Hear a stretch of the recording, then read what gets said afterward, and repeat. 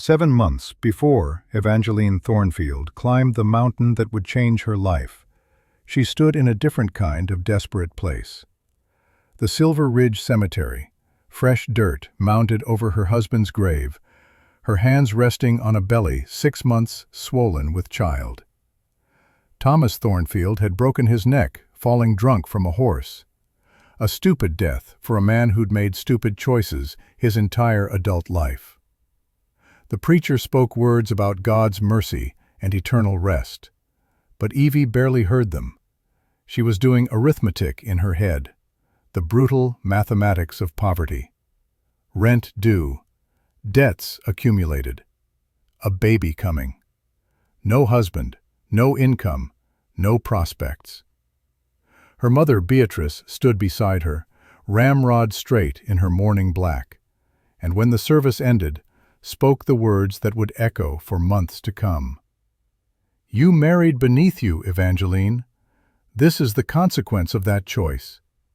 Not sympathy, not comfort, just judgment, cold and final as the dirt on Thomas's grave. 3 months later, Iris arrived. A perfect daughter with blonde curls and her father's blue eyes, mercifully spared his weaknesses. Evie held her and felt something crack open in her chest. Love so fierce it hurt. Determination like iron. This child would have better, would know better, would be protected from the cruelty that seemed to seep from every corner of Silver Ridge like groundwater. But Evie's body had other plans. The first patch appeared on her left wrist 2 weeks after the birth. Small, red, slightly raised. She thought it was a rash from the lye soap she used for washing diapers. Treated it with butter, then with the calendula salve her grandmother had taught her to make years ago. It spread. By Iris's 3rd month, the inflammation covered Evie's forearms. By the 4th month, it crept up her neck. By the 5th month, it painted angry red patches across her shoulders and back. The burning was constant, relentless, stealing sleep and sanity in equal measure. At night she'd pace the small shack that was all Thomas's debts had left them, rocking Iris and trying not to scratch her own skin raw.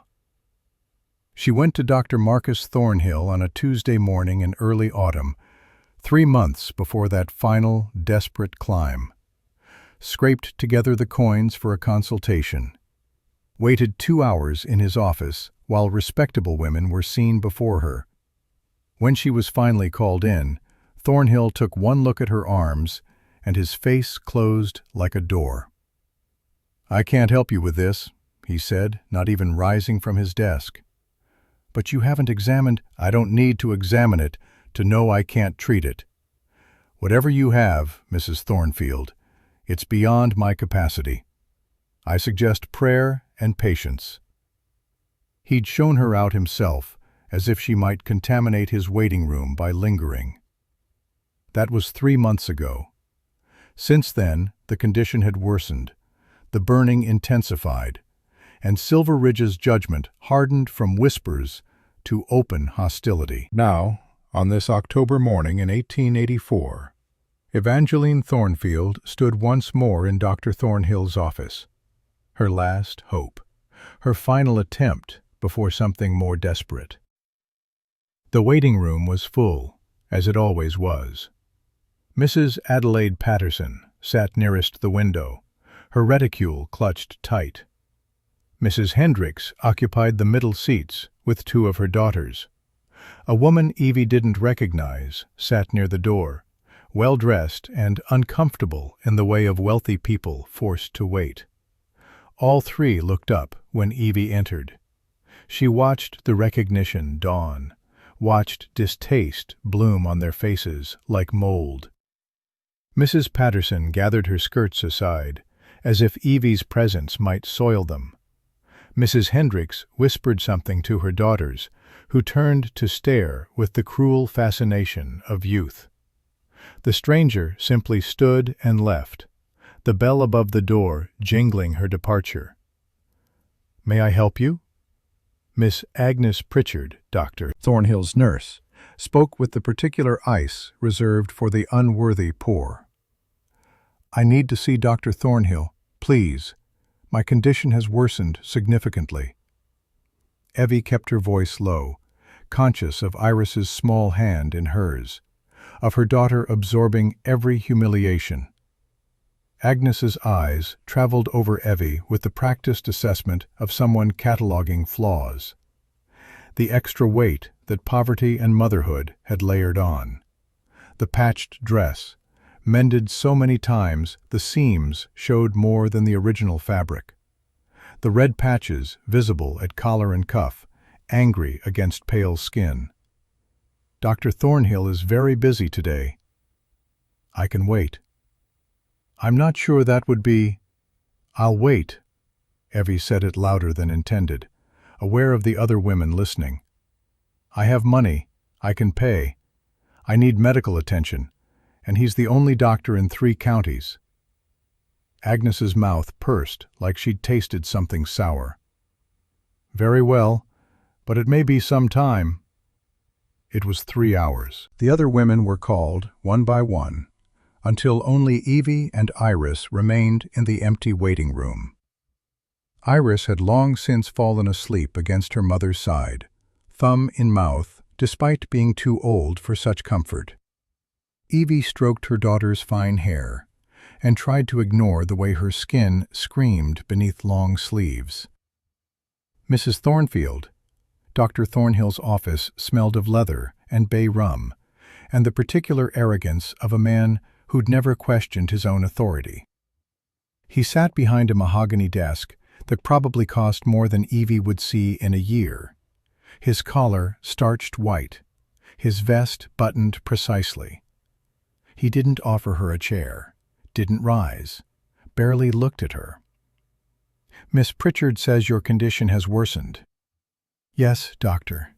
It started small, just after my daughter's birth, but it spread. My arms, my back, my neck. At night, I can barely sleep for the burning. I've tried everything I know, every remedy my grandmother taught me, but nothing helps anymore." "Show me." Evie's hands trembled as she unbuttoned her cuffs, rolled back her sleeves. The patches seemed to glow in the office's harsh morning light, red and scaling at the edges, inflamed like raw meat in places where she'd scratched without meaning to. Dr. Thornhill's face transformed. Professional detachment became something uglier, revulsion, poorly masked. "Cover yourself." "But you haven't—" "I said cover yourself, Mrs. Thornfield." He stood, moved to the window, turning his back as if the mere sight of her was an assault. "I cannot treat you." The words hit like physical blows. Cannot. Not will not, but cannot, as if she'd asked for something impossible, something beyond the reach of medical science itself. "Please, doctor, if you could just tell me what it is, recommend some treatment, anything." "I have a reputation to maintain in this community." His voice carried that particular righteousness men use when they've convinced themselves cruelty is merely prudence. "Your condition may well be contagious. I cannot risk exposing my other patients, my staff, to whatever you're carrying. It would be irresponsible." "I'm not carrying anything. I'm not sick. I'm just—" "You're dismissed, Mrs. Thornfield. I suggest you seek help elsewhere, though frankly, I doubt you'll find anyone willing to take the risk." "My daughter. She watches the other children pull away when they see me. If you could just—" "I don't treat your kind." 4 words, simple, devastating. Your kind. Not people, not patients worthy of dignity and care. Your kind. Evie stood there, sleeves still unbuttoned, inflamed skin exposed to the harsh light. She wanted to rage, to demand he explain what kind she was exactly. The kind who'd married poorly? The kind who'd gained weight bearing a child? The kind whose body had betrayed her with an illness she couldn't understand or control? but rage required strength she no longer possessed. "Come, Iris." Her daughter's hand found hers again, small and trusting, and that was what finally broke her. Not the doctor's refusal, not the humiliation, but the knowledge that Iris had heard everything, had absorbed another lesson in how the world saw her mother, saw them both. The bell jingled as they left. Behind them, Evie heard Agnes Pritchard's voice already spreading the news, that peculiar excitement of someone with fresh gossip. Can you imagine? Coming in here expecting treatment with that condition all over her? The audacity. The autumn air bit at Evie's exposed skin as they emerged onto the boardwalk. Silver Ridge was fully awake now, Tuesday morning business in full swing. The general store was opening its shutters. The blacksmith's hammer rang its familiar rhythm. Women gathered at the town well, and Evie saw the moment they spotted her. Conversation stopped. Bodies turned, creating a wall of shoulders and judgment. Beatrice Thornfield stood among them. Evie's mother, who'd held her head high in this town once, whose people had respected her as the wife of a successful shopkeeper before Thomas drank the shop into bankruptcy, before everything fell apart. Their eyes met across the dusty street. Beatrice's mouth opened, closed. She took one step forward, then stopped, glancing at the women around her. Evie saw the choice being made in real time. Daughter or reputation, blood or standing. Beatrice turned away. The walk back to the shack on the edge of town seemed endless. Iris asked questions Evie couldn't answer. Why did the doctor say no? Why do people look at you funny, Mama? When will your skin get better? Soon, baby. Soon. Another lie. She was becoming good at those. The shack was exactly as they'd left it. One room, listing slightly to the left, with a straw mattress in the corner for sleeping. A small stove that burned more smoke than heat. A table with one broken leg, propped up with a stack of old newspapers. A basin for washing, a shelf holding their few possessions.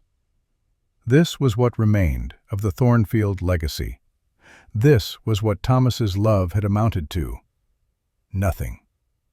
Evie collapsed onto the only stool, her hands covering her face. Her skin screamed with every movement, the inflammation worse for being compressed under sleeves all morning. She wanted to scratch, to tear at her own flesh until the burning stopped. But she knew from brutal experience that would only make it worse. "Mama?" Iris's voice, small and frightened. "I'm all right, sweetheart." The lie burned her tongue worse than the skin burned her body. "Mama's just tired." "Is your skin hurting again?" Such a simple question, such an impossible answer. Yes, it hurt. Everything hurt. Her skin, her pride, her heart. The weight of knowing she was failing her daughter, failing at the one job that mattered. "A little bit, baby." The knock at the door made them both jump. For one wild moment, Evie thought maybe, "Doctor." Thornhill had reconsidered, had come to apologize, to offer help. But it was Sheriff Coleman, his weathered face uncomfortable with the errand he'd been sent on. He'd known Evie since she was a girl in pigtails, had watched her marry Thomas against all wisdom, had been there when they pulled Thomas's broken body from beneath his horse. "Mrs. Thornfield." He removed his hat, held it against his chest like a shield. "I'm sorry to come calling like this, but Mrs. Ashford at the bank asked me to deliver notice." He held out a piece of paper, official and stamped. Evie didn't need to read it to know what it said. She'd been expecting it. "How long?" 10 days, ma'am. To settle the outstanding debt of $70 or vacate the premises." 10 days. $70. An impossible sum that might as well have been 70,000. Thank you, Sheriff. Ma'am, if there was anything I could do. But there wasn't. They both knew it. The law was the law, and debts were debts, and women like Evie had no recourse, no power, no options. After he left, Evie sat at the broken table and stared at the eviction notice. 10 days. Then what? The county poorhouse, where she and Iris would be separated, where Iris would be bound out to whatever family would take her, where Evie would work until her body gave out or her mind broke, whichever came first. She looked down at her hands, at the red, angry skin that marked her as diseased, as other, as your kind. Dr. Thornhill had refused her. Her own mother had turned away. The town had judged and found her wanting. There was nowhere to turn, no one to help. And then she remembered a conversation weeks ago, overheard at the well before the women had noticed her presence and fallen silent. Mrs. Henderson and Mrs. Cooper talking in hushed tones about Mrs. Cooper's husband, who'd been gored by a bull. Bad enough that Dr. Thornhill had wanted to amputate, but Tom Cooper had refused, had instead ridden 3 hours up into the mountains to see a man who lived alone, who wasn't a real doctor, but who knew things, old things, herb lore, and bone setting, and treatments the medical schools didn't teach. Nathaniel Blackwood saved Tom's leg, Mrs. Henderson had said, wonder in her voice. Dr. Thornhill called it luck, of course. Wouldn't admit there might be someone who knows more than him. The conversation had moved on, but Evie had filed the name away. Nathaniel Blackwood, the mountain man, the hermit who ran cattle on Redemption Valley Ranch and saw patients when they came to him, though he'd never studied medicine formally, had no license, no authority beyond what he'd taught himself from books and experience. 10 days until eviction. No money. No work possible with her skin like this. No one would hire her. No one would let her near their food or their children or their homes. What did she have to lose? That night, Evie packed their few possessions into a worn canvas bag. 2 dresses each for her and Iris. The sewing kit that had been her grandmother's, passed down through 3 generations of women who knew how to make something from nothing. A small wooden box containing the last letter from her grandmother, written the week before she died, full of advice about herbs and healing that Evie had never fully appreciated until now. A few coins, hardly enough to matter. And hidden at the bottom, wrapped in oilcloth to protect it, a daguerreotype of Thomas on their wedding day, young and handsome and sober, before the drinking had hollowed him out, before everything had curdled. She didn't know why she kept it. Perhaps as a reminder, perhaps as a warning, perhaps because, despite everything, there had been one good year before it all went wrong, and she wanted proof it had existed. "Where are we going, Mama?" Iris sat on the mattress, hugging the rag doll that was her only toy, her only friend since the other children had learned from their mothers that some people deserved their suffering. Evie knelt before her daughter, taking the small face in her hands. 6 years old and already acquainted with hunger, with cold, with the peculiar cruelty of children who'd learned their prejudices from adults. "We're going to see a man who might be able to help Mama's skin get better. It's a long walk, sweetheart, up into the mountains, but I promise, when we get there, things will be different." Better? Better. Another lie. Or maybe a prayer. Evie wasn't sure there was a difference anymore. They left before dawn while Silver Ridge still slept, while the town that had rejected them lay quiet and unsuspecting. Evie left the eviction notice on the table, weighted down with the key to the shack. Let the bank have it. Let them have all of it. She was done with Silver Ridge, done with judgment and shame and closed doors. The trail up into the mountains was steeper than she remembered from childhood expeditions with her grandmother, back when the world had seemed full of possibility instead of limitation. Her body, carrying extra weight and chronic pain, protested every step. The canvas bag grew heavier. Her lungs burned. The inflammation on her skin seemed to pulse with each heartbeat, sweat stinging the raw patches. But she pushed on. What choice did she have? Iris walked beside her, small legs working hard to keep pace, never complaining, though Evie knew she must be tired. Good girl. Brave girl. Evie's heart ached with love and fear in equal measure. What if this didn't work? What if Nathaniel Blackwood took one look at her and made the same choice Dr. Thornhill had? What if she'd dragged her daughter up a mountain for nothing? The sun climbed higher, painting the aspen trees gold and crimson. The air grew thinner, colder. More than once, Evie had to stop, leaning against a pine tree, fighting the urge to simply sit down and never rise. "Mama, I'm tired." "I know, baby. Just a little further." How many times had she said that? How many more times would she have to? They crested a ridge, and the valley opened below them. Redemption Valley. Even the name felt like mockery now, like cosmic irony. What redemption was there for a woman like her? What salvation for someone the world had deemed unworthy?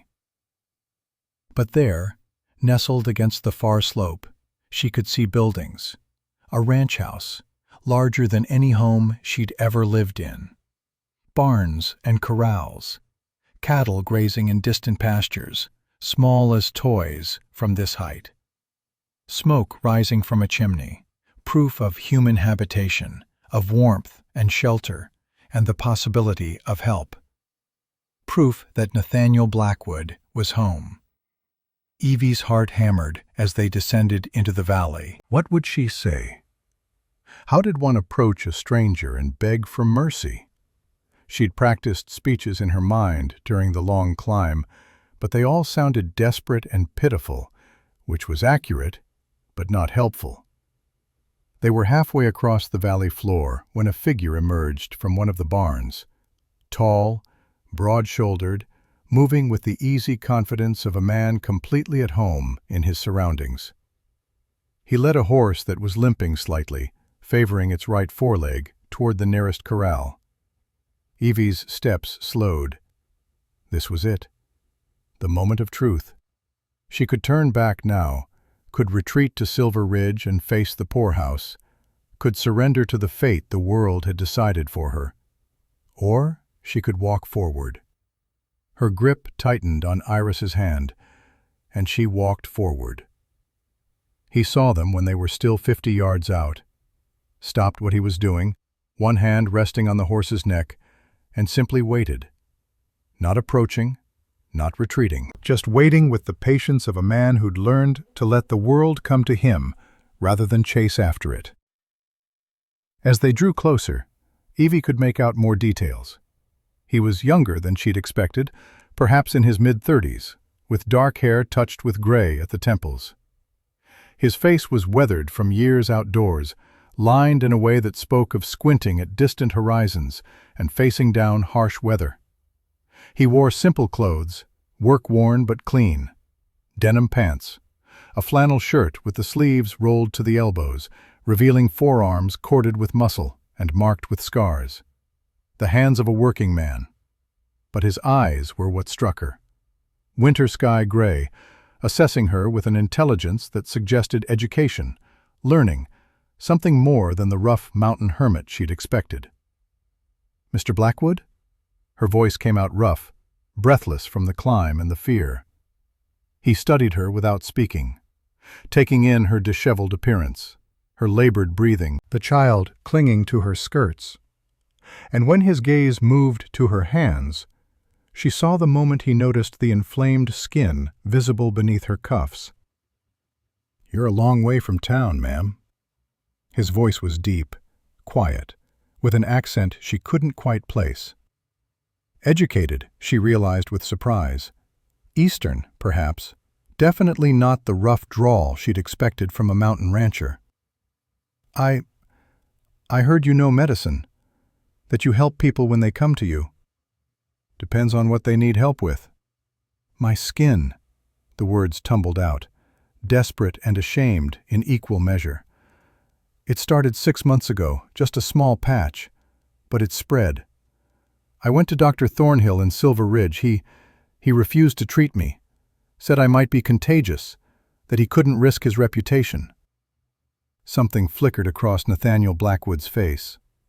Not surprise, something darker. Anger, perhaps, or recognition. Understanding born of experience. "Thornhill's a fool and a coward," he said it matter-of-factly, without heat, as if stating an obvious truth about the weather. "Come inside. Let me see what we're dealing with." He turned toward the ranch house without waiting for a response, his stride long and purposeful. Evie exchanged a glance with Iris, saw her own uncertainty reflected in her daughter's eyes, and followed. The interior of the ranch house surprised her again. She'd imagined bachelor quarters, rough and unkempt, the dwelling of a man who'd given up on civilization. But instead, she found a space that spoke of order and care. The main room served as both living space and something else, something she couldn't quite name at first. Then she saw the shelves. They lined one entire wall, floor to ceiling, and they held books. Not just the Bible and an almanac you'd find in most homes, but thick medical texts, their spines worn from use. She could read some of the titles even from across the room. Gray's Anatomy, Materia Medica, a treatise on the practice of medicine. Diseases of the skin, the principles and practice of surgery. A fortune in books. A medical library that would put some hospitals to shame. Below the bookshelves, a large table dominated the center of the room, its surface scrubbed so clean it gleamed. Nearby, a glass-fronted cabinet held instruments, scalpels, forceps, clamps. Bandages rolled neat and ready. Bottles lined another shelf, each labeled in precise handwriting. Laudanum, iodine, carbolic acid, quinine. Names she recognized from her grandmother's teaching, and names she'd only heard whispered. This wasn't a ranch house. It was a surgery. Nathaniel moved through the space with practiced efficiency, gathering supplies. A basin, clean cloths, several jars whose contents she couldn't identify from this distance. He filled the basin with water from a kettle hanging over the fire, added something that turned the water faintly green, and released a sharp, herbal scent. "You can sit there." He gestured to a chair positioned by the window, where the morning light fell clear and bright. Evie sat, acutely aware of Iris pressed against her side, of the way her heart hammered against her ribs. This was it. The moment where he would look at her condition and make his choice. Help or refuse. Save or condemn. Nathaniel set the basin on a small table beside her chair, laid out the cloths with methodical care. Then he turned to face her, his expression unreadable, and said the words that would change everything. "Let me see you." Simple, direct, but Evie felt them like a physical blow. Her hands flew to her collar, protective, defensive. Every muscle in her body tensed with the urge to flee. This was wrong. This was dangerous. This was exactly the kind of situation her mother had warned her about her entire life. Strange men, isolated places, demands to undress. What? I need to see the affected areas to examine them properly. His tone hadn't changed, still that same professional calm. I can't diagnose what I can't see, can't treat what I don't understand. I should go. She stood abruptly, the chair scraping against the wooden floor. This was a mistake. I shouldn't have come here. I'm sorry to have wasted your time. You climbed for 3 hours to get here. His voice stopped her at the door. She stood frozen, her back to him, one hand on the doorframe, the other gripping Iris's shoulder too tight. Your breathing is labored. Your daughter looks exhausted. Whatever is affecting your skin is also causing you significant pain.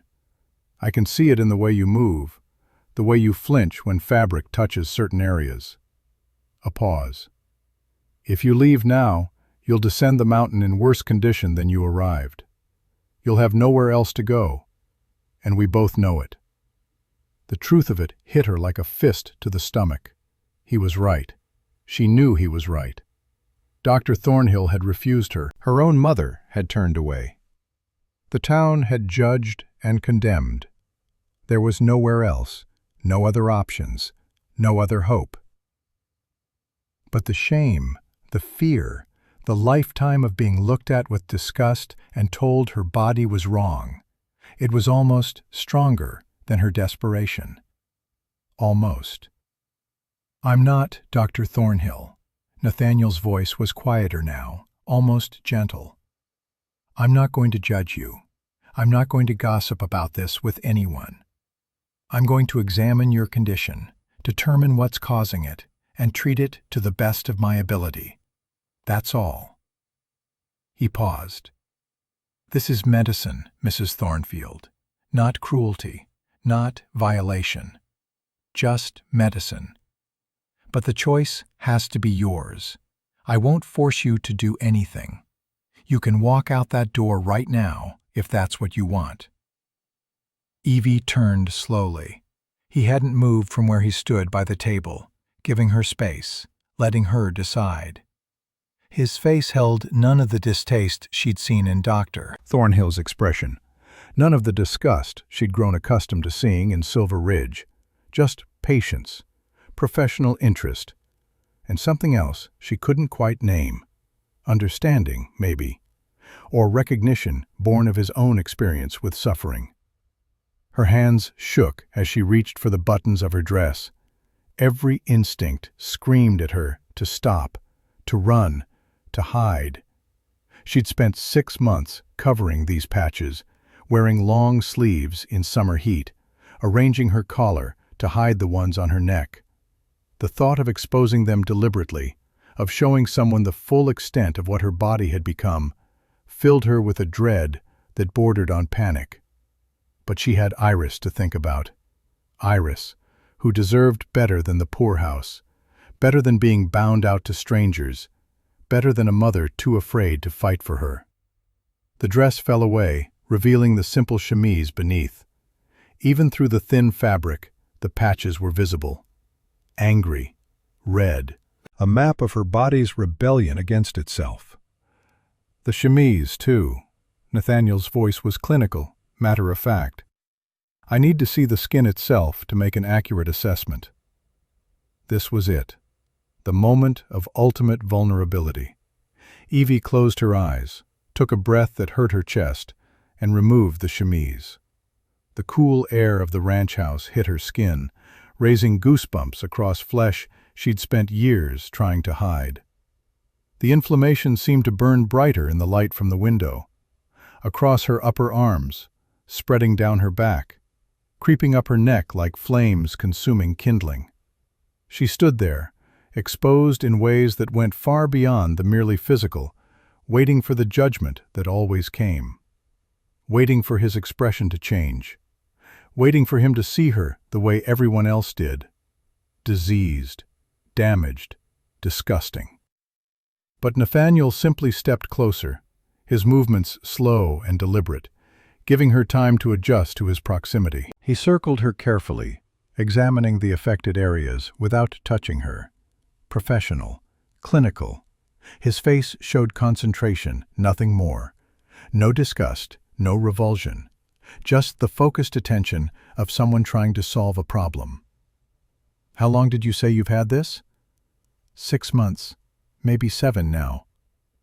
"And it started where?" "My left arm. Just a small patch, maybe the size of a silver dollar. I thought maybe I'd brushed against something in the garden, poison oak or sumac. But it didn't go away. It spread." He nodded, still studying her skin with that careful attention. "Has it gotten progressively worse, or does it come and go in cycles?" "Worse. Slowly at first, barely noticeable week to week. Then faster these last 2 months. Now it feels like it spreads every day." "Any other symptoms? Fever, nausea, joint pain, unusual fatigue?" "Sometimes I feel tired, heavy, like I'm carrying extra weight beyond—" She trailed off, not wanting to say it. Beyond what? Beyond what I already carry. Everyone says if I weighed less, if I tried harder to control my appetite, if I was more— She couldn't finish. "Everyone is wrong." The words were spoken with such quiet authority that Evie's head snapped up. Nathaniel had moved to stand directly in front of her, and for the first time since she'd entered his home, their eyes met directly. "What you're experiencing is a medical condition," he said, "not a moral failing, not punishment for some imagined sin, not evidence that you're lazy or gluttonous or any of the other cruel things people say about bodies they don't understand. Your body is inflamed, attacking itself for reasons we need to determine. That has nothing to do with your worth as a person, your size, or how hard you've tried to be whatever they think you should be." Something cracked open in Evie's chest. In all the months of suffering, through all the whispers and judgments and closed doors, through Dr. Thornhill's refusal and her mother's shame, no one had said that. No one had treated her illness as anything but evidence of her own unworthiness, proof that she deserved her suffering. "Can you—" Her voice broke. She had to clear her throat, try again. "Do you know what it is?" "I need to examine more closely to be certain. May I touch your arm?" The question surprised her. Permission. When had anyone asked her permission for anything? When had her consent, her comfort, her autonomy mattered to anyone? She nodded, not trusting her voice. His fingers were warm and gentle as he turned her arm, studying the inflamed patches in the clear window light. His touch was clinical, impersonal, and somehow that made it bearable. He wasn't touching her as a man touching a woman. He was examining a condition, investigating a puzzle, working to understand so he could help. "The inflammation follows a pattern," he murmured, more to himself than to her. "Not random distribution. See here, it spreads outward from central points, like ripples in a pond. And the skin itself—" He pressed lightly on an unaffected area of her forearm, watching how the tissue responded to pressure, how it blanched and then returned to its normal color. "You're retaining fluid. Your body's trying to fight something, mounting an immune response, but it doesn't quite know what it's fighting, so it's attacking everything, including healthy tissue." He stepped back, his brow furrowed in thought. "You can put your chemise back on." Evie grabbed the garment quickly, grateful for even that small coverage. As she dressed, Nathaniel moved to his shelves, pulling down various jars and examining their contents with the focus of a man solving a complex equation. "It's not contagious," he said, still studying the jars. "Dr. Thornhill is a fool and a coward, but I already told you that." What you have is an inflammatory response. Your body's immune system has become confused, started attacking your own tissue as if it were a foreign invader. Why would my body do that? He turned back to her, a small jar in his hand. Sometimes it's triggered by something external, a plant you've come into contact with, a food you're eating, an environmental factor like harsh soap or certain fabrics. Sometimes it's internal, the body's natural balance disrupted by chronic stress, lack of proper sleep, persistent fear or anxiety.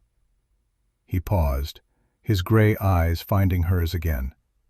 Or by carrying the weight of constant shame for so long that it becomes a physical burden the body can no longer bear. Evie felt tears burning her eyes. How did he know? How could he possibly understand what it was like to walk through the world in a body that everyone told you was wrong? To carry not just physical weight, but the crushing pressure of judgment, of always being found wanting, of never being enough. The body and mind aren't separate entities, Mrs. Thornfield. They're intimately connected. When we carry constant fear, when we live under the weight of judgment and rejection, when we spend years believing we don't deserve care or compassion or basic human dignity, our bodies respond. They get sick. He set the jar on the table beside the basin. From what I understand about life in towns like Silver Ridge, particularly for women who don't fit their narrow definitions of acceptable, I'd say you've been carrying that burden for a very long time. The tears spilled over now, running hot down Evie's cheeks. She blinked them back furiously, not wanting to break down in front of this stranger. But his words had found the truth she'd been trying to hide even from herself. The years of trying to be smaller, quieter, less visible. The constant vigilance of watching how others saw her. The exhaustion of believing she deserved every cruel word, every turned back, every closed door.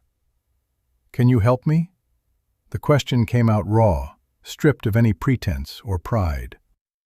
Nathaniel's expression softened slightly. "Yes, it won't be quick, and it won't be easy, but yes, I can help you." Relief flooded through her so powerfully that her knees nearly buckled. She sat down heavily in the chair, pressing her hands to her face, fighting for composure while her whole body shook with the force of it. Hope. After 6 months of nothing but despair, the fragile, terrifying possibility of hope. "The first step is reducing the inflammation," Nathaniel said, his voice steady and grounding, something to hold on to while the world spun. "I'm going to make a compress with this mixture. It's a combination of herbs with anti-inflammatory properties and a base that will help your skin absorb them more effectively. You'll need to apply it twice a day, morning and evening. More often if the burning becomes unbearable." He began preparing the compress as he spoke, his hands moving with the confidence of long practice and deep knowledge. She watched him work, still not quite believing this was happening, that someone was helping, that someone had looked at her condition and seen not disgust, but a problem to be solved. "Second, you need rest, real rest.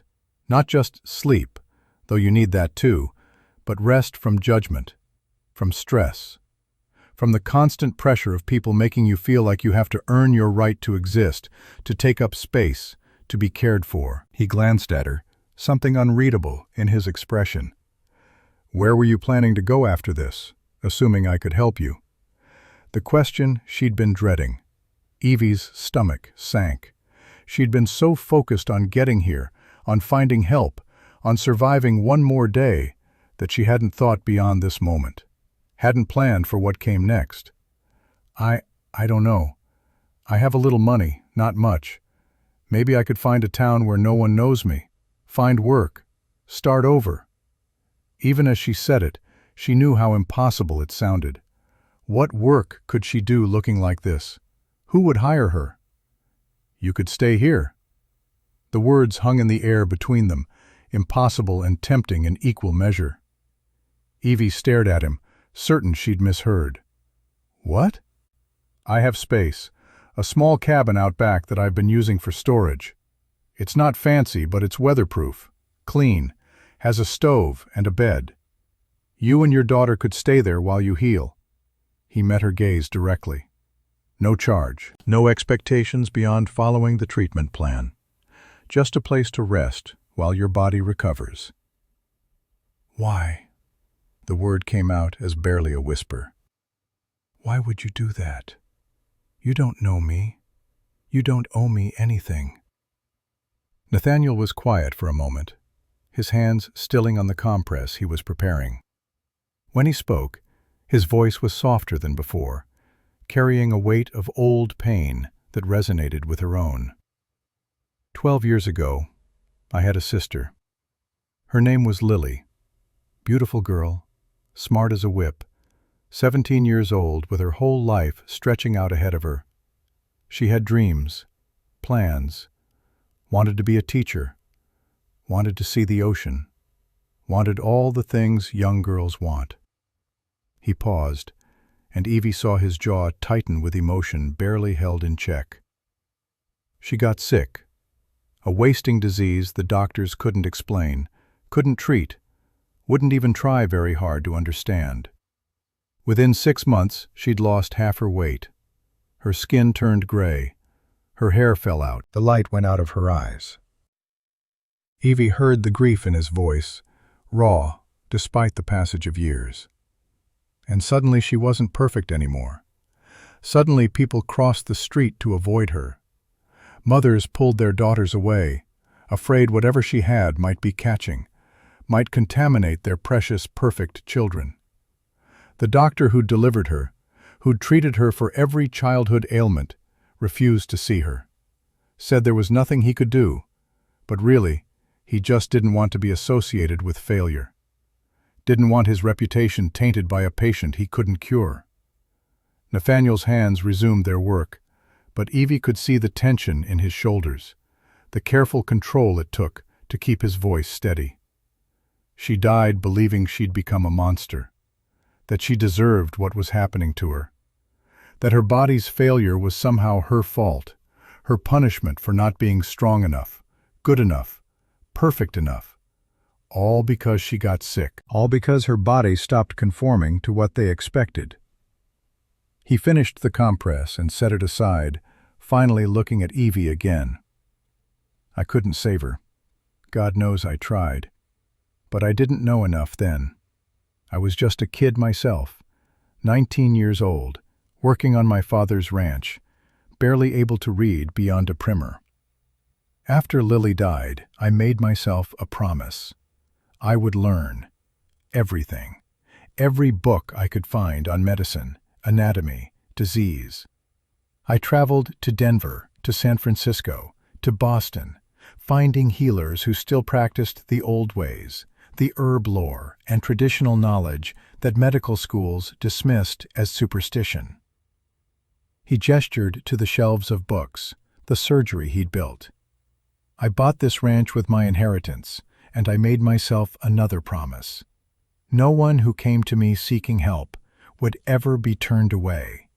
No one would ever be made to feel like Lily felt, like they deserved their suffering, like their illness was evidence of moral failure, rather than just the simple, terrible fact that bodies sometimes betray us. Understanding dawned in Evie's chest, warm and painful at once. He didn't see a patient when he looked at her. He saw his sister, saw the chance to do for a stranger what he couldn't do for the person he'd loved most. "You're not beyond help, Mrs. Thornfield," Nathaniel said quietly. "You're just beyond the help of people too small-minded or too frightened to see past their own prejudices and limitations.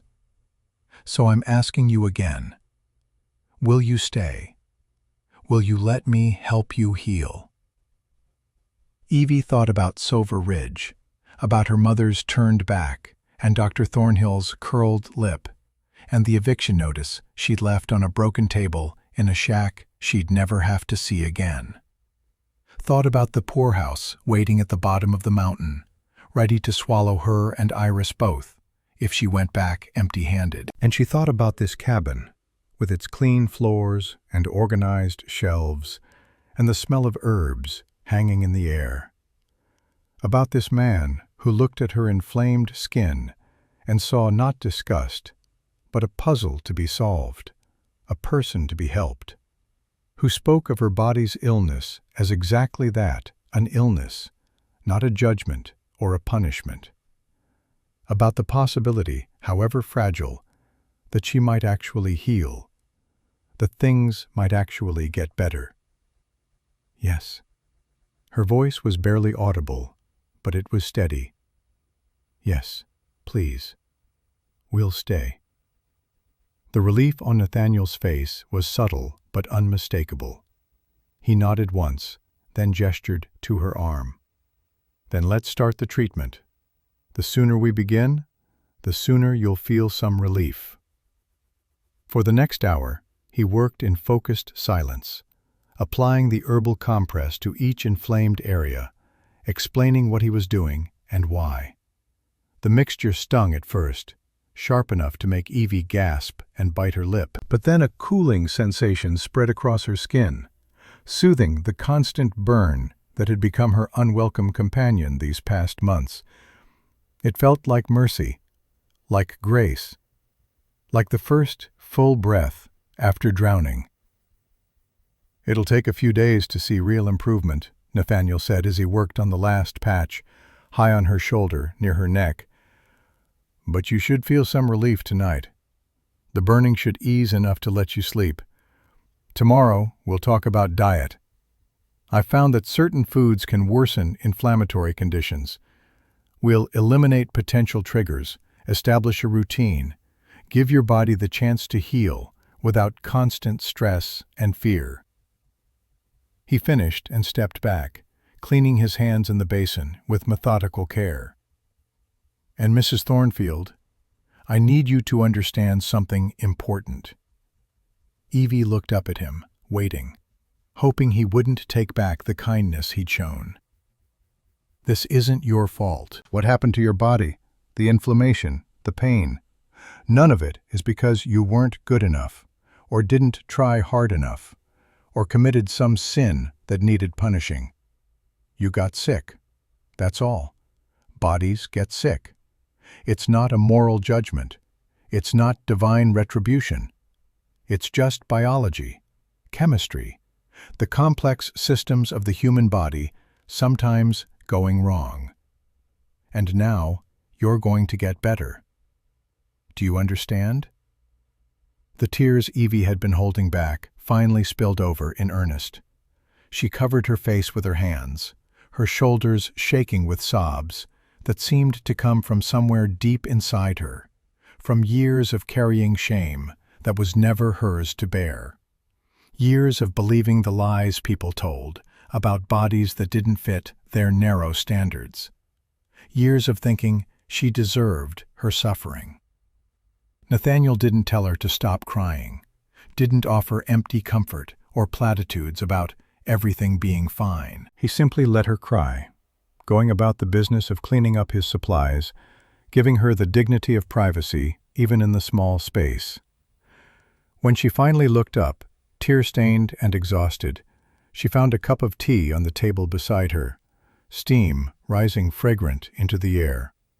He was across the room now, adding wood to the fire, his back to her, offering her space to compose herself. "Thank you."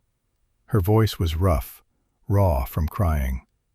He turned, nodded once. "The cabin is through the back door, about 50 yards east. I cleaned it out this morning after the Hendersons mentioned someone might be coming up from town seeking help.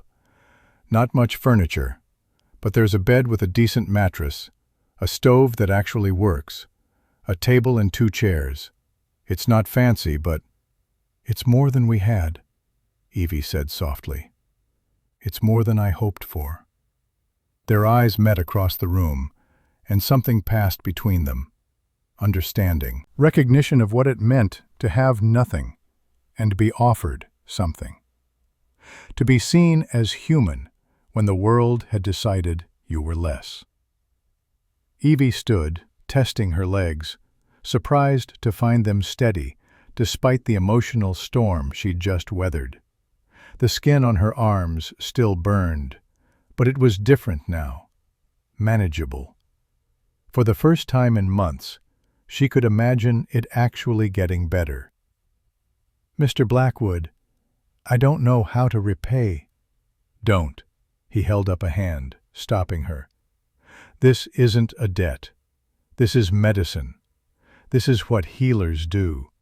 Or what they should do, anyway. The only thing I ask is that you follow the treatment plan and give yourself permission to heal. Let yourself believe that you deserve to feel better. That's all." Evie picked up her canvas bag, feeling the weight of it, of everything it represented. Her old life, packed into cloth and leather, everything she owned in the world, fitting into one small bundle. She looked at Nathaniel Blackwood, at this strange man who'd shown her more kindness in 2 hours than her entire town had shown in years.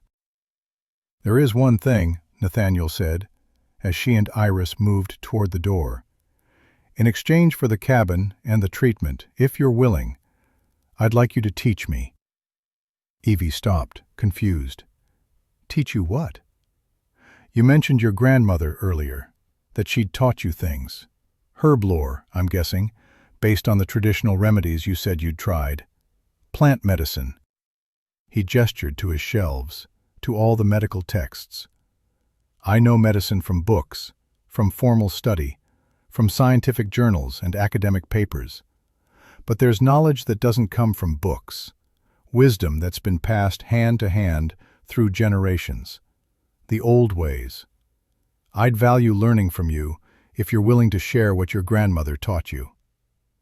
It took Evie a moment to understand what he was offering. Not charity, not pity, but an exchange. Her knowledge for his, her worth, recognized not in spite of her circumstances, but because of her own skills and learning. He was asking her to teach him as if she had something valuable to offer, as if her knowledge mattered. "I'd be honored," she said softly, meaning it more than she'd ever meant anything. That night, lying in the small but clean bed in the cabin behind the ranch house, with Iris curled warm and safe beside her, and moonlight streaming through a window that actually had glass in it, Evie felt the burning in her skin ease for the first time in months. It didn't disappear. Nathaniel had been clear that healing would take time, that there would be setbacks and challenges ahead, but it became bearable, manageable. The constant agony that had kept her awake night after night finally relaxed its grip enough to let exhaustion claim her. Before sleep took her, she thought about his words. "Let me see you." The demand that had terrified her, that she'd heard as cruelty or violation, or just another way the world wanted to expose and judge her. But it had been none of those things. It had been medicine. The first step toward healing, not judgment, but diagnosis. Not exposure, but examination. Not violation, but the beginning of care. And for the first time in longer than she could remember, Evangeline Thornfield allowed herself to hope. Not the wild, desperate hope of someone drowning and glimpsing land, but something quieter, steadier. The cautious hope of someone who'd been given a chance and intended to take it. Outside, the mountain wind whispered through the pines, carrying with it the promise of autumn turning toward winter. Somewhere down below, Silver Ridge slept, unaware that one of its discarded daughters had found refuge in the most unexpected place. The cabin was warm. The compress had worked. Her skin, for the first time in half a year, didn't scream with constant pain. Tomorrow, The healing would continue. Tomorrow, she'd begin to learn what it meant to be cared for rather than condemned. Tomorrow, she'd start teaching Nathaniel about the herbs her grandmother had shown her, about the remedies that had been passed down through generations of women who healed when doctors refused. But tonight, right now, in this moment, Evie pulled the quilt up to her chin, a beautiful thing pieced together from scraps and patterns that spoke of care and time, and closed her eyes. She was safe. For now, that was enough. For now, that was everything. Dawn broke over Redemption Valley in shades of amber and rose gold, the kind of morning that reminded a person why they chose to live in high country, despite the hardships. Evangeline woke to sounds she hadn't heard in years. Not the creak of floorboards in a listing shack, or the drip of water through a failing roof, but birdsong, the lowing of cattle in distant pastures, the soft murmur of men's voices carrying across the clear mountain air as ranch hands began their morning work. Beside her, Iris slept on, one small hand curled beneath her cheek, her breathing soft and even, in a way it hadn't been for months. No tension, no fear, just the deep, peaceful sleep of a child who finally felt safe. Evie lay still for a moment, taking careful inventory of her body, the way she'd learned to do each morning. The burning in her skin had dulled overnight to a persistent ache, manageable in a way it hadn't been since this nightmare began. She could move her arms without flinching, could turn her head without the skin on her neck screaming in protest. The compress had worked, just as Nathaniel said it would. She dressed quietly in the dim light, careful not to wake Iris. The cabin Nathaniel had given them was simple but clean. One room, maybe 12 feet square, with a small iron stove in the corner, still holding embers from last night's fire. A real bed with a rope frame and corn husk mattress that didn't sag or leak. A table and 2 chairs beneath a window where morning light would fall perfect for sewing or reading. Pegs on the wall for hanging clothes. A shelf that held a lamp, a Bible, and nothing else, waiting to be filled with their own belongings. It was the finest place Evie had lived since before she married Thomas. She stepped outside into the cool morning air and stopped, simply breathing it in. The valley spread before her, painted in morning colors. The ranch house sat solid and welcoming, smoke already rising from its chimney. Beyond it, corrals held horses that nickered softly to each other. Cattle dotted the distant meadows like scattered stones. Mountains rose on all sides, their peaks still holding snow that glowed pink in the early light. Beautiful, peaceful. Nothing like Silver Ridge, with its narrow streets and narrower minds. Evie made her way to the main house, following the worn path between cabin and kitchen door. She knocked softly, not wanting to presume, despite Nathaniel's kindness yesterday. "It's open." His voice carried through the wood, and she pushed inside to find him at the stove, stirring something in a large pot. The room smelled of oats and molasses, simple and nourishing. He glanced over his shoulder as she entered. "You're up early. How did you sleep?" "Better than I have in months." It was the truth, simple and profound. "The compress helped. The burning is quieter." "Good. That's what we want to hear." He turned back to the pot. "Coffee's on the table. Fresh pot, should still be hot." It was an offering, not an order. Permission rather than assumption. Evie poured herself a cup from the enamel pot, the heat seeping into her hands, the smell alone worth more than the chicory-stretched substitute she'd been drinking for months. Real coffee, strong and black and bitter in the best way. "How's your skin this morning? The inflammation looks like it's starting to respond." "It feels different. Still sore, but not the constant screaming. She set down the cup. "Mr. Blackwood, I want to help. With the cooking, the cleaning, something. I can't just sit idle while you provide everything." "Can you make biscuits?" The question surprised her. "Yes. My grandmother taught me when I was Iris's age. She said the secret was keeping the lard cold and not overworking the dough. Light touch, quick work." "Then you can make breakfast for the hands." He gestured to the pot with his spoon. "I'm a fair cook for basics, oats and beans and stew. But my biscuits could be used as ammunition. Old Josiah lost a tooth on one last month. Still brings it up at least once a week." Despite everything, Evie felt her mouth twitch toward a smile. "I can fix that. Flour's in the bin there. Lard in the cold box outside the back door." They'll be in from morning chores in about an hour. 5 men, plus me and you and the children when they wake. Make enough. It felt good to work with her hands again, to measure and mix, to feel cold dough beneath her palms. Biscuits was simple magic, the kind her grandmother had taught her alongside the herb lore.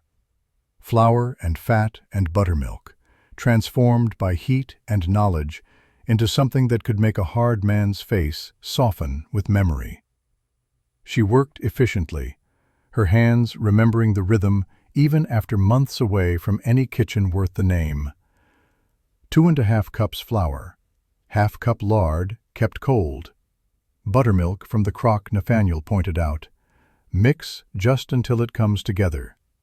Pat out gently, cut rounds, into the oven that Nathaniel had heating since before she arrived. By the time the ranch hands came in, stamping mud from their boots and calling rough morning greetings to each other, she had 24 biscuits cooling on the table alongside the oats Nathaniel had started and a pot of gravy made from yesterday's bacon grease and this morning's milk.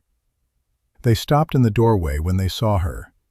5 men ranging from old Josiah, who had to be pushing 70 with his weathered face and bowed legs, to young Caleb Jr., who couldn't be more than 19, still gangly with youth. Their eyes went to her, then to Nathaniel, questions written plain on their faces. Who was this woman? What was she doing here? And those patches on her arms, visible even with her sleeves rolled to the elbows, what did they mean? "This is Mrs. Thornfield and her daughter Iris," Nathaniel said, his voice carrying easy authority that brooked no argument. "They'll be staying in the east cabin while Mrs. Thornfield recovers from an illness. She's agreed to help with cooking in exchange for room and board. Anyone has a problem with that, they can speak to me directly. Clear?" Silence. The men shifted, uncertain how to respond. Evie could see them trying not to stare at her arms, at the inflammation that marked her as different, potentially dangerous in their minds. Could feel their discomfort with having a woman in their space, particularly a woman who looked like her. But then old Josiah moved to the table. He picked up a biscuit, broke it open with gnarled hands. Steam rose from the fluffy interior, and the smell of fresh baked bread filled the room. He took a bite, and his eyes closed in an expression that was almost reverent. "Lord have mercy," he said softly, his voice rough with genuine emotion. "That tastes like my mama's. Haven't had a biscuit this light in 40 years, maybe more." One by one, the others followed his lead, filled their plates, sat at the long table Nathaniel indicated, ate in the focused silence of men who'd been doing hard labor since before dawn and knew the value of good food. Hank, a lean man with a scar bisecting his left eyebrow and hands that never seemed to stop moving, was the first to speak around his third biscuit. "Ma'am, I don't know what the boss is paying you, but it ain't enough. These are the finest biscuits I've had in my entire life, and I've been eating biscuits for 43 years. "Best I've tasted," agreed Tommy, who had hands the size of dinner plates and shoulders like an ox. He reached for another. "Light as clouds." Young Caleb Jr. just nodded enthusiastically, his mouth too full to speak, already reaching for his fourth biscuit with the unashamed appetite of youth and hard work. The fourth man, whom Nathaniel introduced as Ezra, was older than the young hands but younger than Josiah, maybe 40, with kind eyes and a quiet way of moving. He didn't say anything, just caught Evie's eye across the table and nodded once. Approval, acceptance, welcome. Nathaniel caught her gaze from his place at the head of the table, and she saw something in his expression that made her chest warm. Pride. Recognition. "You've proven your worth," that look said. "You belong here now."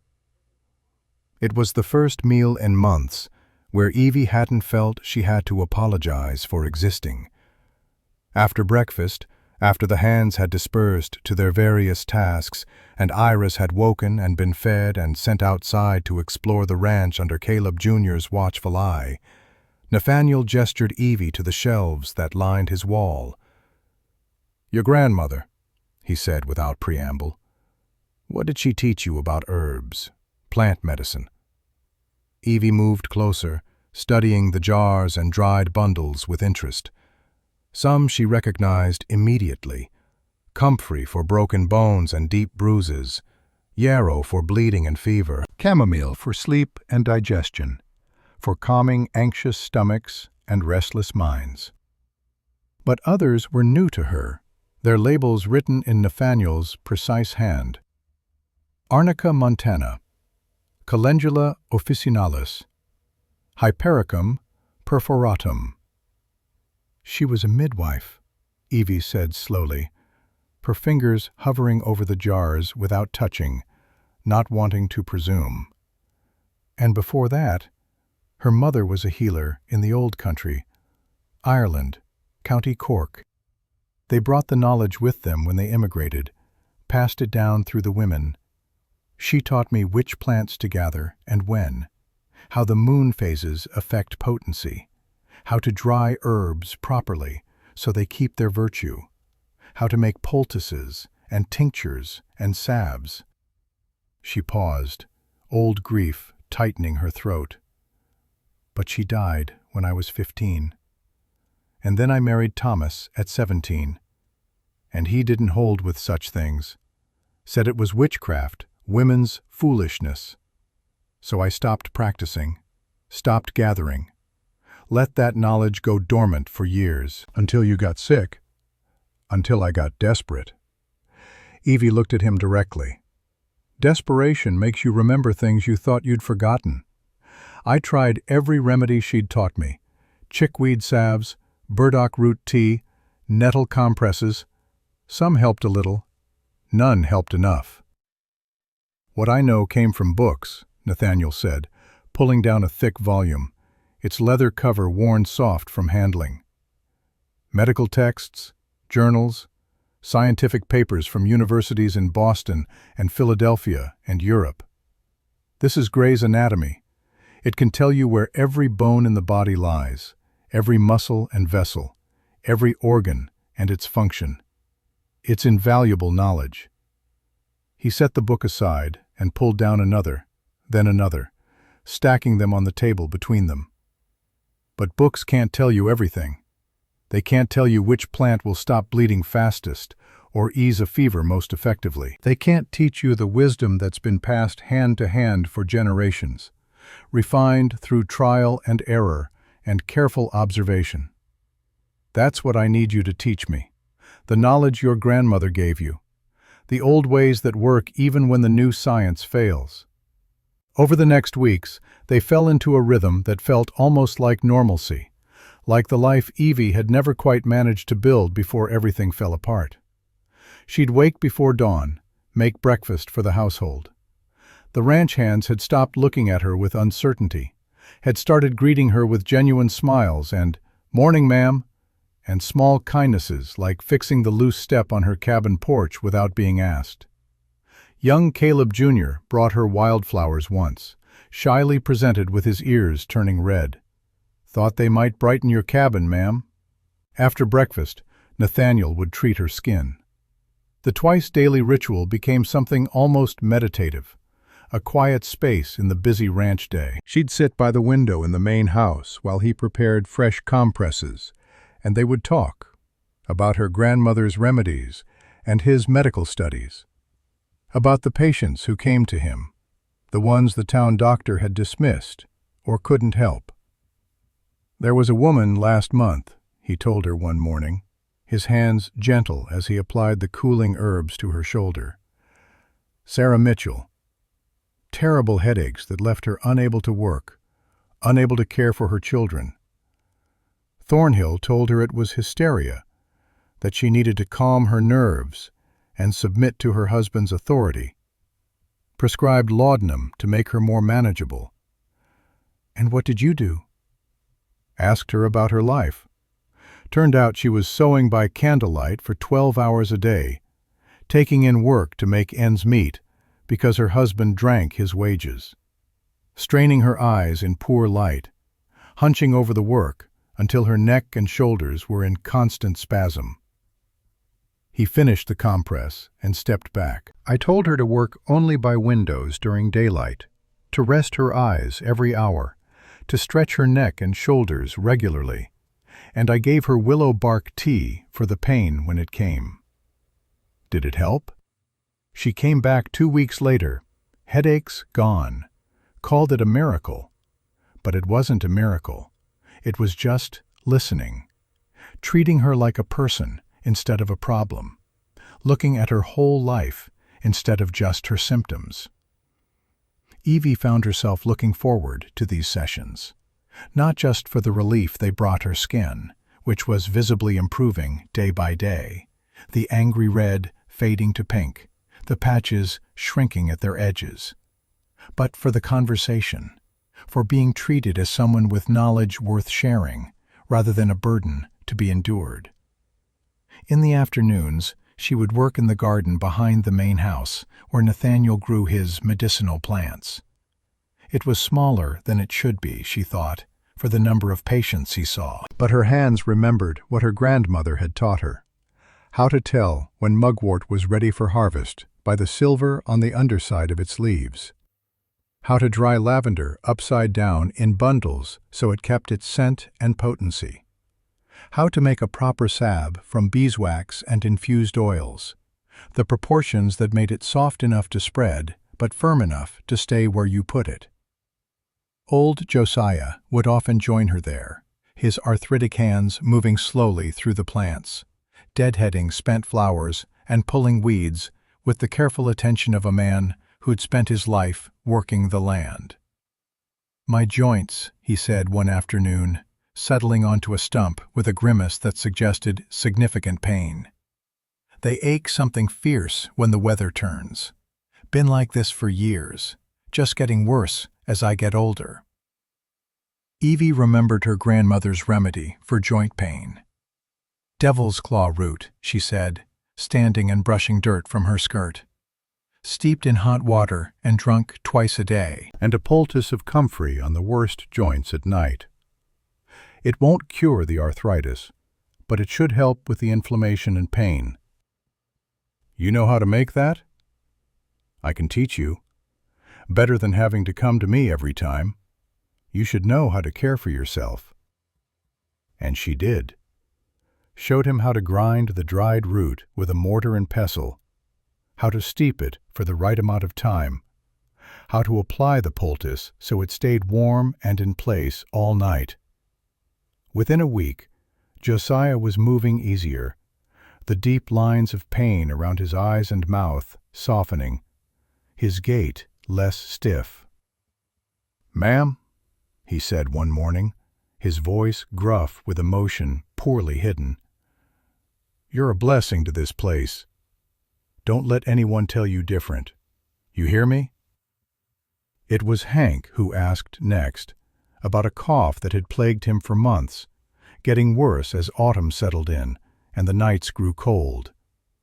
Then Tommy, about a rash on his hands from working with lye soap. Then Ezra, about insomnia that left him exhausted no matter how hard he worked during the day. For each, Evie had something. Mullein tea for the cough, the fuzzy leaves steeped until the water turned golden. A salve of chickweed and calendula for the rash, soothing and healing. Valerian root for sleep, bitter but effective. Simple remedies, the kind her grandmother had dispensed from their kitchen, but to these men it was like magic. And in teaching them, in sharing what she knew, Evie felt something shift inside her. A sense of purpose she hadn't felt since before Thomas died, since before the illness had taken over her life. She wasn't just a body being healed. She was a healer herself. Had always been, perhaps, but had forgotten in the years of being told she was worthless, that her only value lay in being small and quiet and acceptable. Nathaniel noticed. She could see it in the way he watched her work with the ranch hands, the approval in his eyes when they came to her with their ailments before coming to him. "You're a natural at this," he said one evening, after she'd spent an hour teaching Josiah how to make a liniment for his horse's strained tendon. "The way you listen to them, really hear what they're saying beneath the words. The way you make them feel seen and cared for. That's half of healing right there. Maybe more than half." My grandmother used to say the same thing, that people needed to be witnessed as much as they needed medicine. That sometimes just being heard, having someone take your pain seriously, that was the beginning of healing. Wise woman, your grandmother. She was. Evie felt the familiar ache of loss, years old, but still tender. I wish she could have met Iris. Wish she'd lived long enough to save me from Thomas, she didn't say. To tell me I deserved better. To remind me of my worth when the world was determined to strip it away. To teach me that my body was not my enemy, that I didn't have to earn the right to take up space. But Nathaniel seemed to understand what she wasn't saying. He always did, somehow. She taught you well. That knowledge, that care, it's in you now, living through you. She's not really gone as long as you carry that forward, as long as you pass it on, the way you're doing with the hands, the way you will with Iris someday. The thought warmed her, a legacy beyond suffering, a purpose beyond survival. It was mid-November when Tobias finally spoke to them. Nathaniel's son had been a silent presence in the house from the beginning, a boy of 10 who moved through spaces like a ghost. Dark hair like his father's, the same gray eyes, but hollow in a way that hurt to see. He'd watch Iris play with the barn cats, but never join in. Would sit at meals, pushing food around his plate, eating mechanically, never meeting anyone's eyes. "He's been like that since Lily died," Nathaniel had told Evie quietly, grief thick in his voice. 3 years. He locked himself away inside somewhere I can't reach. I don't know how to bring him back. Don't know if I even can. Maybe the damage is too deep. How did she die, if you don't mind me asking? Childbirth. Our second baby. The labor went wrong, and Dr. Thornhill in Silver Ridge refused to come because the ranch was too far, because the weather was bad, because he had other patients who actually mattered to him. Nathaniel's voice had gone flat, carefully controlled.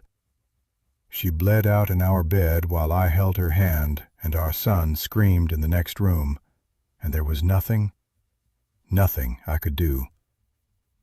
The baby died too. A girl. We'd planned to name her Rose. Evie had reached out then, put her hand over his without thinking. "I'm so sorry." Tobias was 7, old enough to understand what he was losing, but not old enough to process it. He stopped talking much after that, stopped playing, stopped being a child in all the ways that matter. I've tried everything I know. Nothing reaches him. Evie hadn't pushed, hadn't tried to force connection with Tobias the way some well-meaning people did, overwhelming withdrawn children with false cheer and awkward overtures. She simply existed in the same space, cooking meals, tending the garden, being quietly present. Iris, bless her heart, had tried at first, had offered to share her rag doll, had invited Tobias to help feed the chickens. Each time he'd turned away, not cruel, just absent, like he wasn't really there at all. Until the day Iris fell. She'd been running, chasing a butterfly the way 6-year-olds do, not watching her feet. Tripped over an exposed root in the yard and went down hard, her cry of pain sharp enough to bring Evie running from the house where she'd been kneading bread. But Tobias got there first. By the time Evie arrived, he was kneeling beside Iris, his hands gentle on her scraped knee, examining it with the careful attention he'd learned from watching his father treat patients all his young life. "It's not deep," he was saying, his voice rusty from disuse, but clear, calm, purposeful. "Just scraped the skin off. Needs cleaning and a bandage so it doesn't get infected." He'd already pulled a clean handkerchief from his pocket, was dabbing away the blood and dirt with surprising tenderness. Iris stared at him with wide eyes, her tears forgotten. "You sound like Mr. Blackwood. He taught me." Tobias's hands never stopped their careful work. How to look at wounds and tell what's serious and what's not. How to clean them properly. How to help when someone's hurt.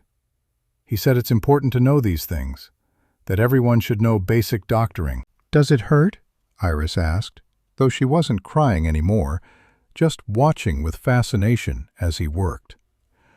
"Probably. Scrapes always do, especially when they're fresh. But it'll feel better once we get it clean and covered." He looked up at Evie, and she saw something in his eyes she hadn't seen before. Connection. Presence. The boy inside the ghost, reaching out. "Ma'am, there's bandages in the kitchen, in the cabinet by the window. And some of that salve you made for Tommy's hands. That would help, I think." "I'll get them," Evie said softly, not wanting to break whatever spell had been cast here. When she returned, Tobias was sitting cross-legged beside Iris, pointing out different birds in the nearby trees, naming them with the careful precision of a boy who'd spent too much time alone with books and observation. "That's a Steller's jay. You can tell by the dark blue color and the crest on its head. And there, that's a nuthatch. They're special because they can walk down trees head first. Most birds can't do that. Watch." Iris watched, entranced, her scraped knee apparently forgotten. Evie handed Tobias the supplies and watched him work. He applied the salve with gentle, competent hands, wrapped the bandage with neat, efficient movements learned from observing his father treat dozens of patients. When he finished, he helped Iris to her feet with the courtesy of someone twice his age. "Thank you," Iris said shyly. Tobias's ears turned red, but he nodded seriously. "You should be more careful where you step. Pa says the first rule of ranching is paying attention to where you put your feet. Otherwise, you'll end up hurt." "Your pa is very smart." "Yeah." Tobias's voice went soft, almost wondering. "He is." That evening, for the first time in the 3 weeks Evie and Iris had been at the ranch, Tobias joined them at dinner. Actually joined them, not just ate mechanically and left. He told Iris about the horses, about which ones were gentle enough for a little girl to pet safely. Explained how cattle roundups worked, the strategy and cooperation required. Even smiled once, a quick flash that transformed his solemn face into something that looked like childhood. like hope. Across the table, Evie caught Nathaniel's eye, saw the sheen of tears he was fighting back, the overwhelming relief of a father who thought he'd lost his son to grief and had just gotten a glimpse of him returning. Later, after the children had gone to bed and Evie was helping clean the dishes, Nathaniel spoke quietly. "Thank you. I didn't do anything. You existed." He kept his eyes on the plate he was drying. "You and Iris. You brought life back into this house without even trying. For 3 years, it's been me and Tobias, 2 ghosts haunting these rooms, too afraid to live fully, because living meant remembering what we'd lost, meant facing the pain of moving forward without the person we loved most." His hands stilled in the dishwater. "You reminded us that life goes on, that there can be joy after grief, that caring for someone new doesn't mean betraying the memory of who we lost. You gave us permission to heal, not just your skin, but," he gestured vaguely, "everything else." Evie felt her throat tighten with emotion. "You did the same for me, reminded me I was worth saving, worth healing, that my body wasn't my enemy, that I wasn't broken, just sick. That's a gift beyond price." Their eyes met over the simple domesticity of dishes and soap, and something passed between them that neither was quite ready to name. Understanding, recognition of kindred spirits, the beginning of something that might, given time and care, grow into something more.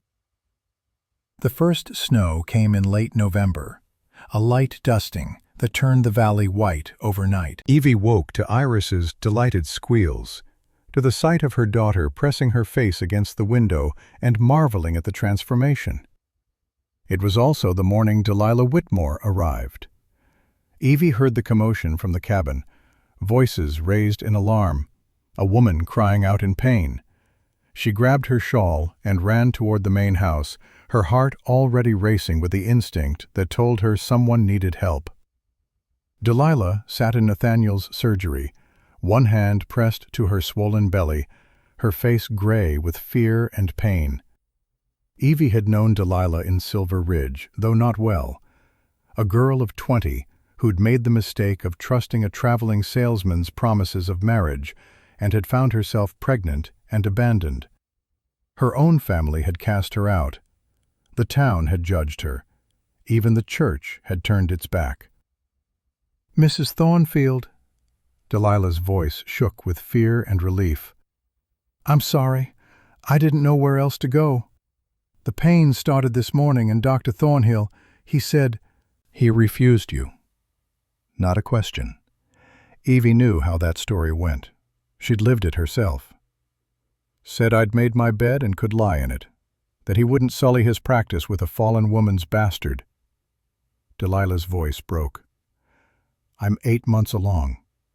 The baby's not supposed to come yet. It's too early. And I'm alone. My family won't help. I have no one." "You have us." Evie said it without thinking, without asking Nathaniel first. But when she glanced at him, she saw only agreement in his eyes. He was already examining Delilah with gentle thoroughness, his face growing grave as his hands mapped the shape of her belly. "The baby's breech," he said quietly. "I can feel it. Head up when it should be down. That's why labor started early. The baby's position is putting pressure on the cervix." Evie's heart sank. She'd helped her grandmother with enough births to know what breech meant. Danger for mother and child both. Difficult delivery at best, deadly at worst. "Can you turn it?" she asked. "I can try, but not while she's in active labor. The contractions will fight me, could injure the baby or cause hemorrhage. We need to stop the labor first if we can. Give the baby more time to grow, then try to turn it." He looked at Delilah with a kind of gentle honesty that made him a good healer. "You're going to stay here, no arguments. If you go back to town, if you try to deliver alone, you'll likely die. The baby too. Here, you have a chance. A good chance. But you have to stay." Over the next 3 days, they worked to delay the inevitable. Bed rest, herbal teas to ease the contractions without stopping them completely, because stopping labor entirely could be dangerous too. Evie sat with Delilah for hours, holding her hand, telling stories to distract her from fear. "I'm going to die," Delilah whispered one night, her eyes wide in the lamplight. "My sister died in childbirth. They say it runs in families. The women in my line, we die bringing babies into the world. It's our curse." "You're not your sister." Evie gripped her hand tighter, willing her to believe. "You're stronger than you know, and you're not alone.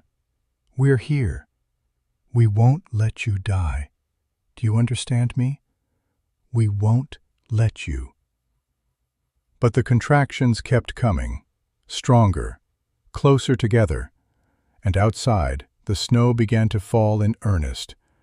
Not a light dusting this time, but a true mountain blizzard, the kind that could bury a valley in hours and make travel impossible for days. On the third night, Delilah's water broke with a gush that soaked the sheets and brought her bolt upright with a cry of fear. "It's time," she gasped. "The baby's coming." Nathaniel sent young Caleb Jr. to ride for Dr. Thornhill anyway, though they all knew it was futile. No doctor would make it up the mountain in this storm, and Thornhill wouldn't try even if he could. They were on their own. The labor was long and brutal in the way that breech births often are.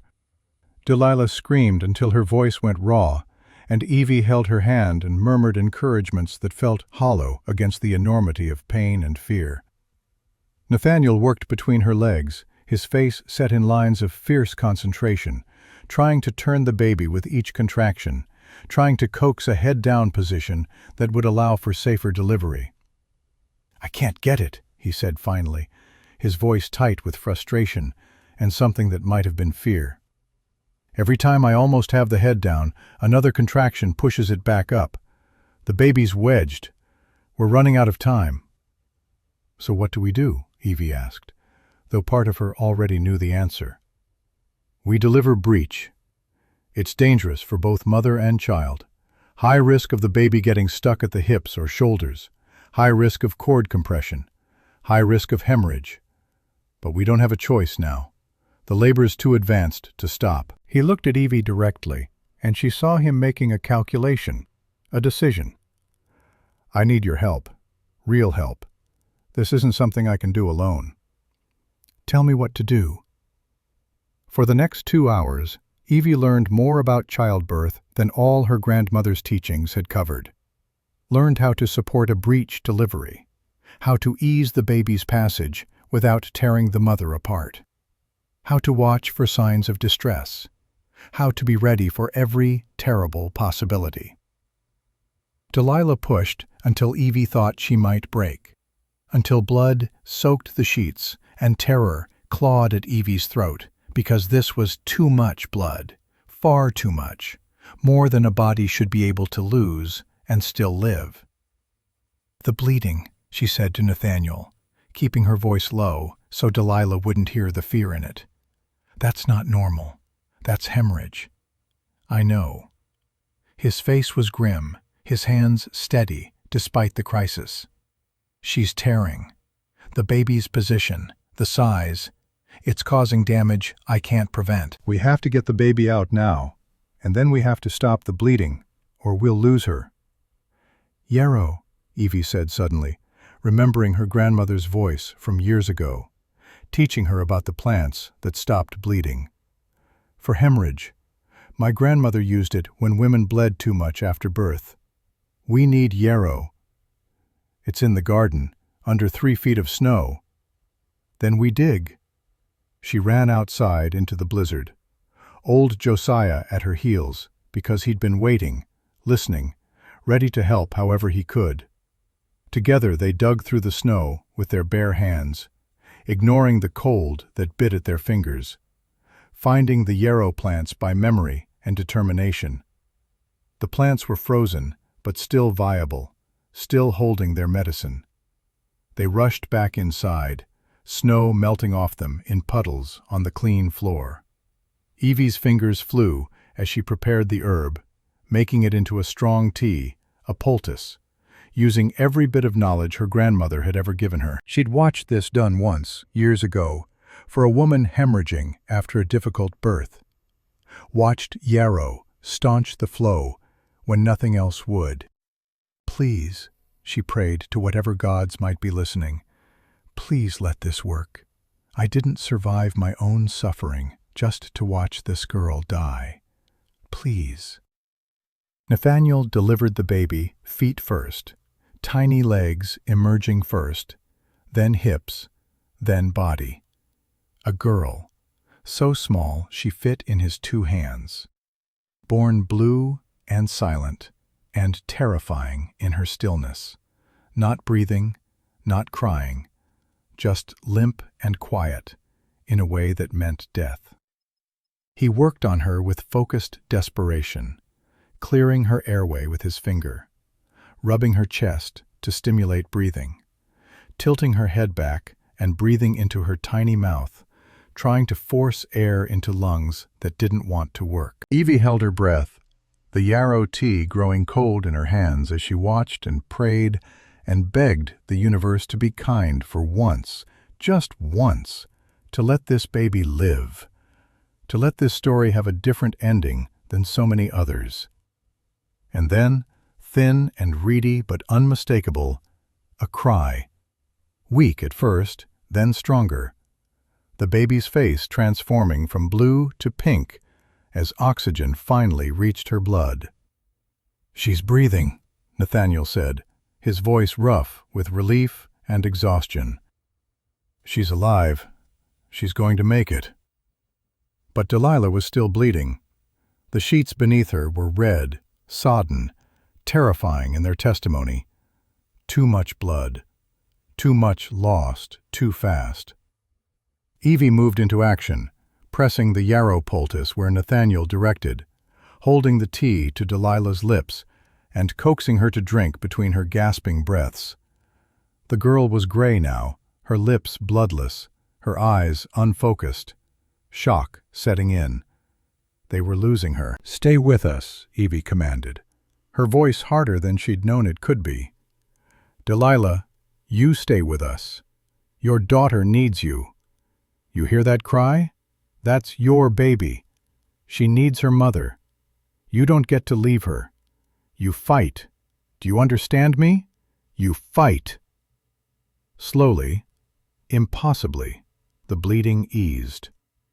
Not all at once, but gradually, the hemorrhage that should have killed Delilah, subsiding to a manageable flow. Color began to creep back into her gray face.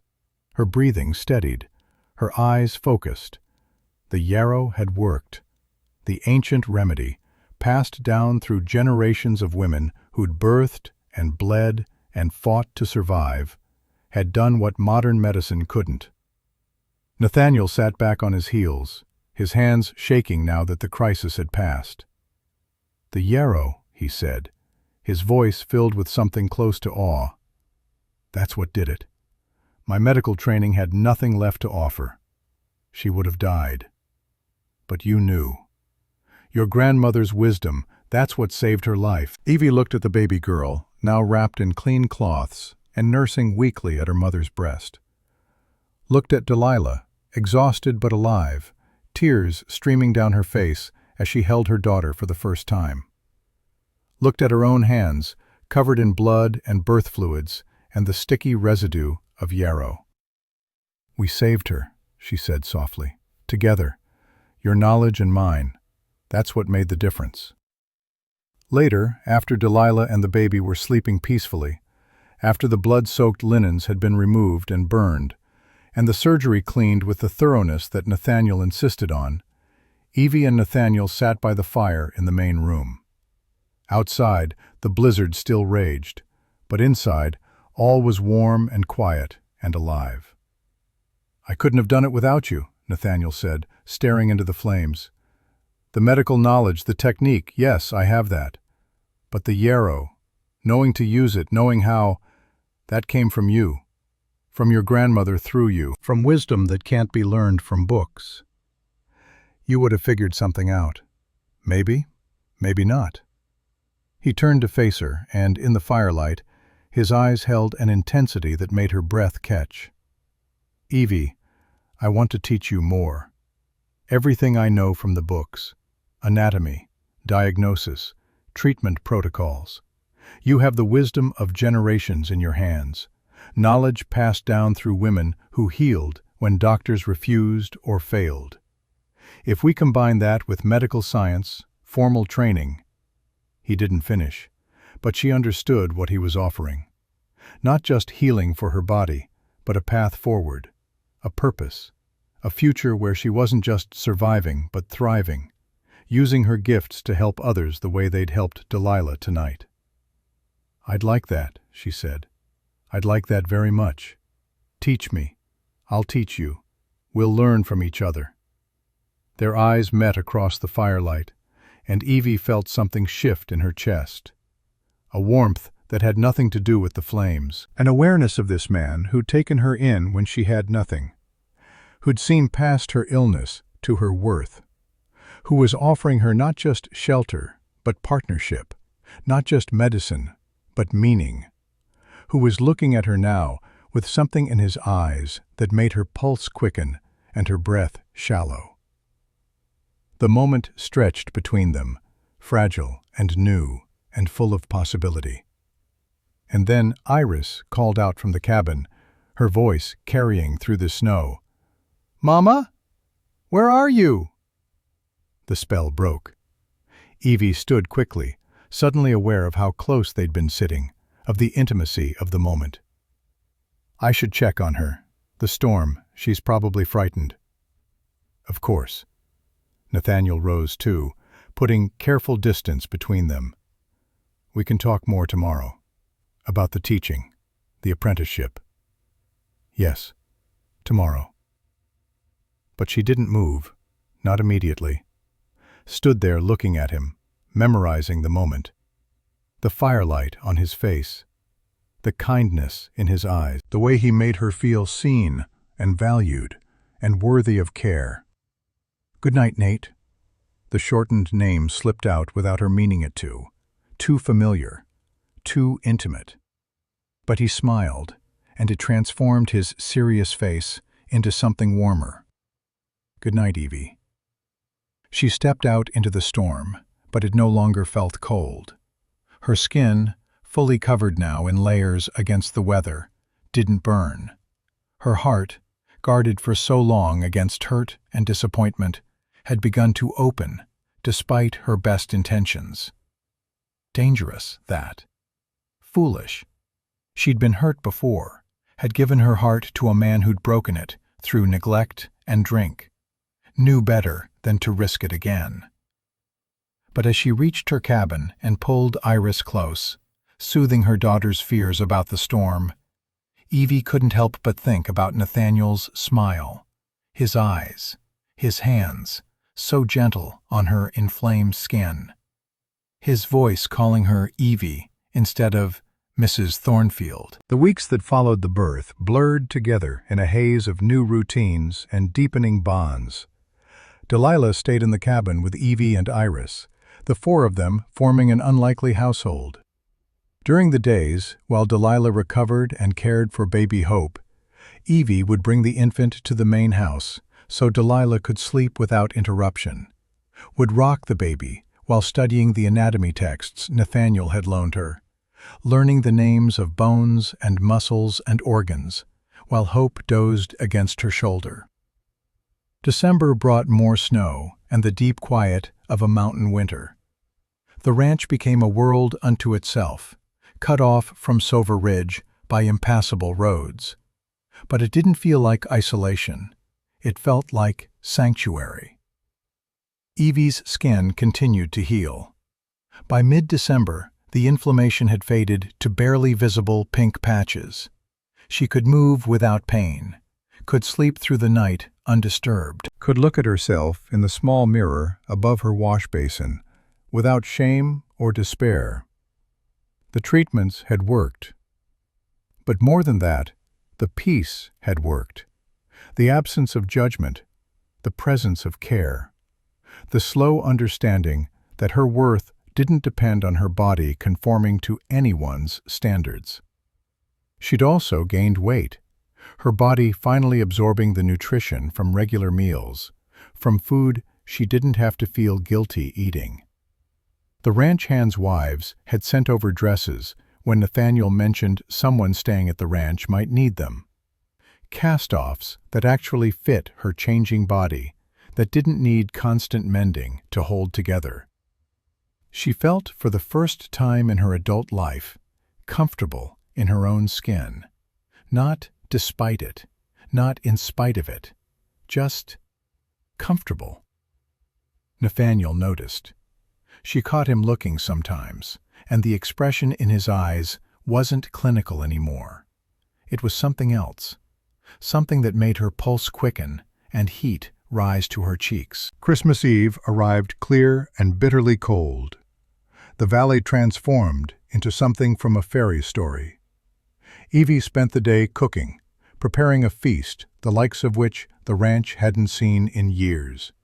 Roasted goose from old Josiah's flock, potatoes and carrots from the root cellar, biscuits and gravy and 3 kinds of pie, because Nathaniel had mentioned once that his mother used to make pies for Christmas, and he hadn't had one since she died. The ranch hands came in from the cold, scrubbed clean and uncomfortable in their Sunday best.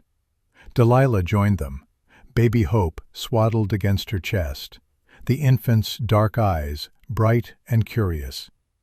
Tobias and Iris had spent the afternoon decorating the main room with pine boughs and holly berries they'd gathered, their laughter ringing through the house like bells. It felt like family, like home, like everything Evie had never quite managed to have before. After dinner, after the dishes had been washed and the children had finally fallen asleep, full of pie and excitement, Nathaniel asked Evie to walk with him. "In this cold?" she asked, though she was already reaching for her shawl. "Trust me, there's something I want to show you." He led her to the barn, to a stall at the far end where a mare stood, and beside her a foal no more than hours old. Wobbly on impossibly long legs, nuzzling against its mother with the single-minded determination of the newly born. "She came this afternoon," Nathaniel said softly, "while you were cooking. I didn't want to interrupt, but I thought you might want to see." The foal was perfect, dark as midnight, with a white star on its forehead, its coat still damp and curling. New life born in the deep of winter, when everything seemed frozen and still. Proof that life found a way, even in the hardest seasons. "She's beautiful," Evie breathed, her voice catching with emotion she couldn't quite name. "Life goes on," Nathaniel said, turning to her, his face open in the lamplight in a way she'd never seen it before. Vulnerable, hopeful. Even when we think it's stopped, even when we've given up hope, even when grief or fear or shame has convinced us that nothing good can ever happen again, it finds a way. He stepped closer, close enough that she could feel the warmth of him in the cold barn, could see the way his breath fogged in the frigid air. "Evie, when you first came here, you were seeking medicine, healing for your body, a temporary refuge until you could figure out what came next." His voice was quiet but steady. "But somewhere along the way, you healed something in me, too, in this house, in all of us. You brought life back to a place that had forgotten what that meant." Her heart was hammering now, her breath shallow. "Nate, I know it's too soon. I know you came here as a patient, that there's an imbalance of power that makes this complicated. I know you have 100 reasons to say no, to protect yourself, to not risk your heart again after everything you've been through. He reached up slowly, giving her time to move away, and touched her face with such gentleness it brought tears to her eyes. But I need you to know, you're not just someone I'm treating anymore. You're not just a patient, or a guest, or someone passing through. You're— He stopped, searching for words adequate to what he was trying to say.